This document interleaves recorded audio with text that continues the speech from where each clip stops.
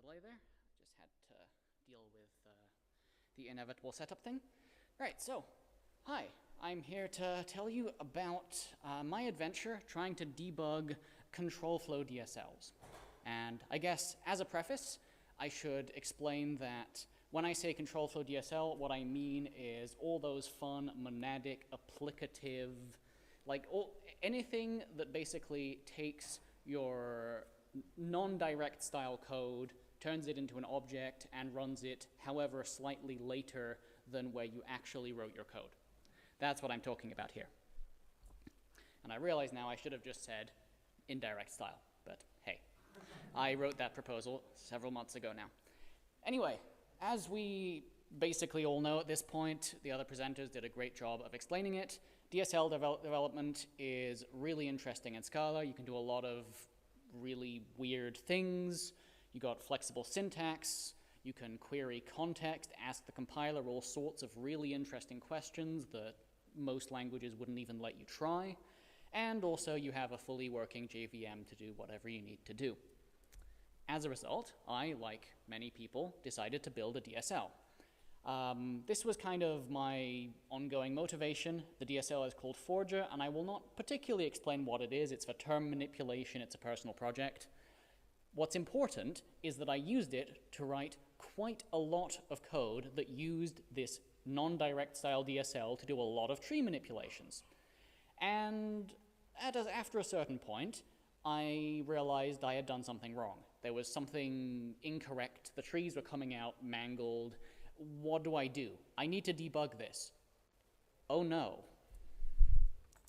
And essentially, if you haven't seen this happen, if you try to actually breakpoint or get a stack trace into a non-direct style application, it's disturbingly short, has about 2 lines at the top showing like some random out-of-context call stack from where you crashed or breakpointed, has a bunch of random stuff from the DSL implementer. Even if it's you, it's still confusing, but the DSL implementer does not want you to think about these lines of code. You should not need to understand them, and it's hard anyway. And then towards the bottom, you get, oh, by the way, launch DSL, and then whatever scaffolding you had around that. And just as a quick note, like I said, I will not be elaborating on the Forger thing. I re-implemented all of this using the tail calls standard library module just to keep it simple and accessible. So I will be using tail calls for the entire rest of this presentation. So essentially, in summary, that's not my code. I know my recursion is way more complicated and interesting than that, and I have no idea what this means. Indirect style DSLs basically all have this problem, where you will be just completely subverting the normal JVM call stack, and that's great because you might want to have your own mechanism to do all sorts of interesting stuff with threading, with choices, with backtracking and whatever, and maybe you just don't want your thing to Stack Overflow. But the downside is that you've replaced your entire natural call stack and none of your debug tools work anymore. That's unfortunate and it makes me sad. What I'd actually like to see when my DSL crashes is something like this, which, most importantly, is all my code, so I should understand it, or at least try. We've got a clear path from start to wherever I am in some form, and ideally, if I were to see this in a debug interface, I'd be able to click on it and navigate around and, you know, do the normal investigation stuff that you would want to do. So what do we do when we don't have something and we want that thing? We invent it. So that's exactly what I tried to do. Now, let's see if this demo works at this screen resolution. Don't mind me for a second. Okay, I think that's about the min-max of size, and I'll just full screen this for good measure. So again, this is using tail calls. It's that one little standard library thing to do tail call elimination at runtime. It's not very interesting. It's a monad. And I made a function, fn1, that does some not very interesting recursion based on a number n. It has this interesting little edge case at 42, which calls fn2. And if you go here, I've simulated a bug with the triple question mark. That's all this program is. You don't need to understand any more than that. So first, I'm going to show you the problem scenario. I'm just going to comment out this part. Sorry, comment out and save, not select all. And then I'm going to run it. And we can see our little call stack here, which is the triple question mark, some lambda that I do know, straight into tail calls, everything else missing. So what we want to see is, based on 50 to 42 recursion, we don't want to see a quite deep call stack, which may not be that interesting, but we want to see every step of it. And realize this is an example for a much more complex real-world case where the rest of the call stack is very diverse and goes through a bunch of crazy stuff. So let's run this again. And now it is waiting for me to trigger the debug mode and go. And now you can see an exception has occurred here. That would happen anyway. But what you can also see is a complete call stack that's been reconstructed.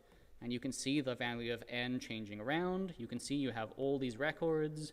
You can see the source location info, and you can see that it starts at 50. That's basically all I have to show you about this. The actual demo, which again is just a prototype project I whipped up quickly, it does actually support breakpoints and single stepping and some fun stuff like that. But for the sake of time, I will just leave it here and get back to my slides. Speaking of my slides. Okay, and let's skip my backup for if the demo failed catastrophically. What just happened? What did I actually just do? The rest of this presentation will just be me explaining what it is, what does this prototype entail, then some philosophy and open questions about where to from here, and that will be it, basically. So, there's 3 parts here. You've got the usage sites of the DSL. We have to get the line number and file information from there.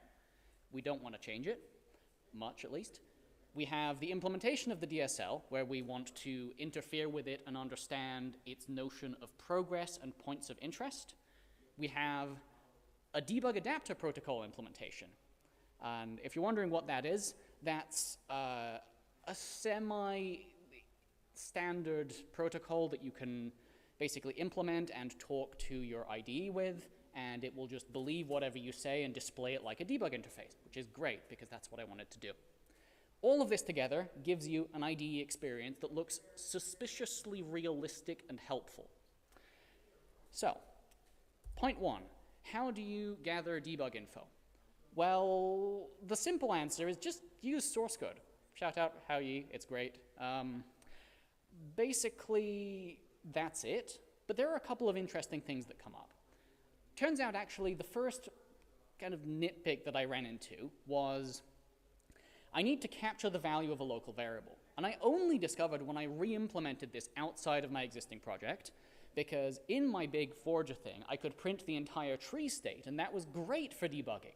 But it turns out tail calls is so much simpler that you need native local variables to make sense of what's happening. So I just quickly shoved in a manual capture of the value of n and didn't worry about it too much. I think this is an interesting open problem, and I'll get into that. But yeah, the other thing that I have to point out about capturing debug info is that when you have higher order operators, you know, those functions that take DSL terms and then do something to them and output like a bigger term, that basically acts in the same way that debug info has to deal with macro expansion, and you end up with this sort of expand stack thing. And as a result, your debug info actually kind of has a stack form in the general case, and you can do some weird context metaprogramming to try and gather that. I will not elaborate on this, but ask me if you think that's interesting. The next point, like much more core to this idea, is how do you instrument the DSL? And on the right here, I have the entire relevant source code of tail calls. It's just one tail recursive loop, and it makes a bunch of matches and does a bunch of decisions. And essentially what I need to do here is mark with a little method call saying, hey, here I saw this debug info and this type of event occurred. That's it. Just put that in there, and that's all you really need to do to your DSL implementation. There's one interesting thing, which again only came up when I had to re-implement this for tail calls, which is, it turns out tailcalls rewrites its own object at runtime, so I had to pass around debug info correctly on those rewrites, plus 3 lines of code. Not that big of a deal, but that was interesting. Again, Forge's architecture didn't require that, and that was an interesting difference.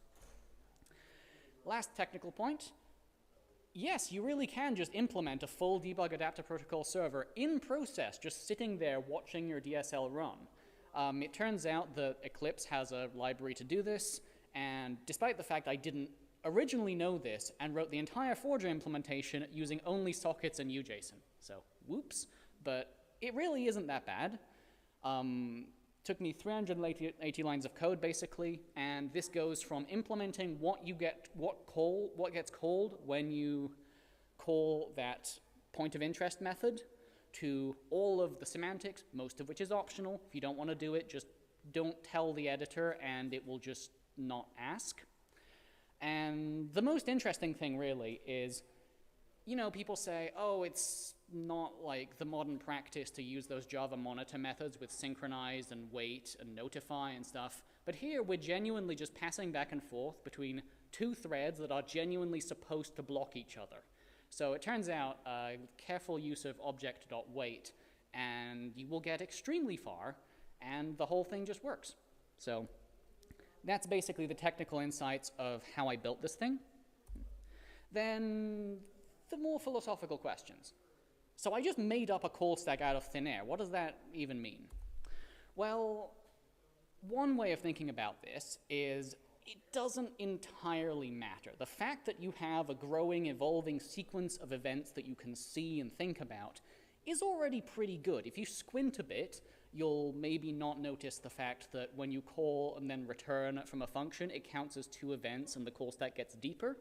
You know, it's not entirely natural, but this approach, you don't need to understand your DSL at all, you just need to understand the notion of progress, and maybe you could log rotate your stack if it gets really long to avoid consuming all memory on your debug info. That's not the only thing I tried though. In Forge, since I was the implementer, I actually understood its internal structures a lot better and had a lot more time to think about them. So I could actually identify kind of when your call stack got truncated and evolved in various other ways, and I was able to provide a more custom experience. This, I think, is generally like the more ideal outcome you would want, but it is not easy and is different for every single DSL, though they may have their own little patterns here and there, like, you know, commonalities in how their flow works. For instance, if you were trying to do this for a green threads implementation like we were talking about just earlier, hey, the debugger has a threads section. You can just tell it to populate that with whatever info you have, and it will believe you, and as long as what you're telling it is helpful, that could be a really interesting way to instrument various kinds of non-direct threaded programs. Just thinking about one of the previous talks. But in any case, these are some interesting things to think about there. The last main thing is kind of, okay, so are we done with native debugging? No. It's really important. Most of our DSLs call random lambdas all the time, and we might want to see what that packet of bytecode is actually doing. So there's this kind of idea that I have about multiplexing the native debugger with this other information and trying to build a more coherent experience. No, I have not tried this at all, but I think it's an interesting idea. And when I was practicing this at our research lab, someone told me Hackett's runtime has something relevant, which is interesting and possibly a point of inspiration. All that to say, I have this demo for the tail calls thing where I just copy-pasted part of the standard library and modified it. That's at that one GitHub link. I have this evolving Forger project which has been experimenting with other versions of this. But if you want the proper example of like all these features, look at tail calls. Forger actually doesn't support breakpoints. It could, I just didn't get around to it. There are also a bunch of open questions. How if this generalizes to non-direct style DSLs? This feels like something that could kind of help the ecosystem. I'm not really sure how, but this presentation is to solicit thoughts on that. There's also this question of relationship to native debugging, which I think is interesting, and I'd also be curious what people's feedback is. As a complete aside, I must chill that I am soon going to be graduating, and if any of you know any sort of research type job opportunities, I'd be happy to hear about those. That said, this talk is mostly about these DSL things. Thank you, and let me know your thoughts.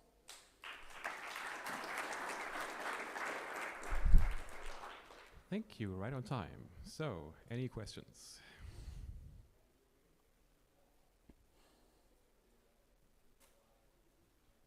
Yeah. Did you maybe take a look at Zio's approach to reconstructing stack traces? Because I think they are doing something with implicits and capturing the stack trace through a macro on every Zio call. Oh, interesting. I actually had not heard about that at all. I should look into it. I suspect this may only work for virtual stack traces that match the normal control flow, like there are DSLs where they just mangle everything in a completely different order. But for conventional DSLs, that would be a great idea, and I should look into it. Thank you. Any more questions? Okay, let's thank the speaker again.